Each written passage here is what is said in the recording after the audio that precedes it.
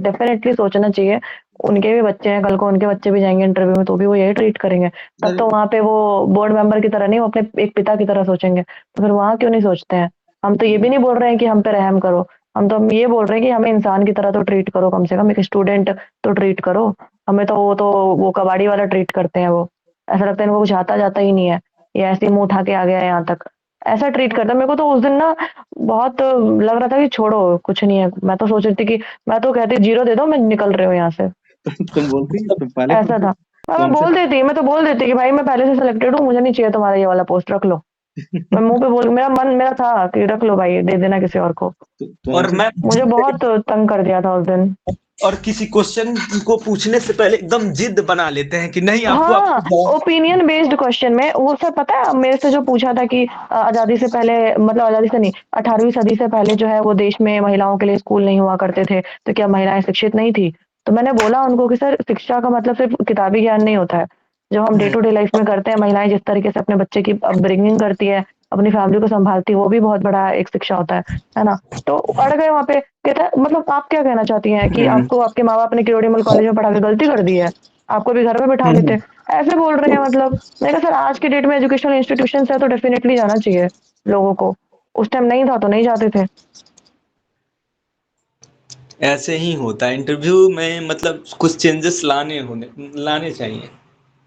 और वो लाने के लिए सबसे बड़ी बात है कि जो वहाँ पे एजेड लोग बैठे होते हैं ना, जिन्होंने अपनी पूरी जिंदगी काट ली होती है, जो आराम से ससुर और वो बन के बैठे होते हैं, वो उसी नजरिए से सोचते हैं खुद को। वहाँ पे यंग माइंड चाहिए, मिडिल एज इंसान चाहिए जो समझे आज की जनरेशन की प्रॉब्लम, आज की जनरेशन के स्ट्रेस को समझे, आज की जनरेशन के टेम्परामेंट को समझे।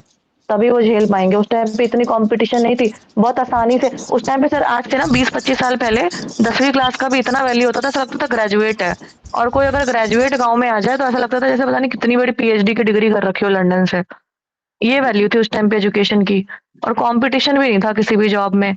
अब सर 2000 से पहले यूपीएससी का पेपर उठा के देखिए, आज के डेट में 10वीं क्लास का बच्चा सॉल्व कर देगा। वो ग्रुप डी में पूछा जाता है, वो ग्रुप डी में भी नहीं पूछा जाता वो अभी ग्रुप तक। डी में भी नहीं पूछते हैं। मैं तो कह रही हूँ ग्रुप डी का ना, आज के डेट में जो ग्रुप डी का जो मैथ्स और रीजनिंग पूछता है ना, उसको बनाने में एक क्वेश्चन को आधा घंटा लग जाएगा। ऐसे मैथ्स और रीजनिंग ग्रुप डी में पूछे जा रहे हैं। Of course. और दूसरी बात ये है ये अस्तर हुआ करता था कि और वो बड़ी आसानी से उन लोगों को मिल गया, तो उनको लगता है कि आज के डेट में भी कंपटीशन उतना ही आसान है। यही है मेन फर्क। ये तो सच्चाई है ही, लेकिन वो मानेंगे नहीं ना इस बात को। और दूसरी बात ये है, जैसे तुम एंशियंट हिस्ट्री का बताया, मैं एक एंशियंट हिस्ट्री का वाकया शेयर करता हूँ कि पुराने जमाने में क्या होता था। जब एक राजा का काफिला चलता था और कोई ग्रेजुएट का काफिला आ जाए तो राजा उसको रास्ता दिया करते थे सम्मान पूर्वक। वो एक सिंबल है सम्मान का कि आप ग्रेजुएट हैं इसलिए आपको रास्ता दिया जा रहा है। तो ये महत्व था हमारी शिक्षा का। सर 64 और 66 का जो प्रीलिम्स का पेपर था और कट ऑफ था, हाँ हाँ। एक जन मेरे रिलेटिव हैं 64 से 28 रैंक आया, एसडीएम बन गए। और उनसे 66 का प्रीलिम्स नहीं निकला। ये तो हो आप होता ही है। धीरे धीरे लेवल बढ़ते जा रहा है। ऑफ कोर्स ऐसा लग बढ़ता रहा है। है कि मतलब कि हम लोग बीपीएससी भी मतलब यूपीएससी के तर्ज पे हो चुका है। अब 69 आसान से नहीं तो रहा। 69 से तो हो ही गया ना। जी जी। उसमें कोई डाउट थोड़ी ना है।